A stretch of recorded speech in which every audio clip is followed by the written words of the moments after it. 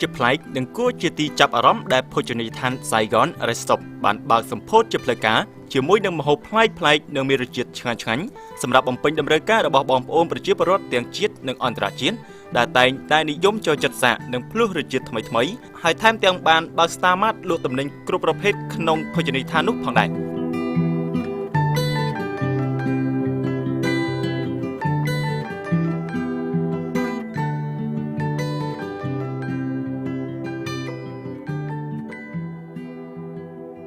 Well, you only need the light when it's burning low.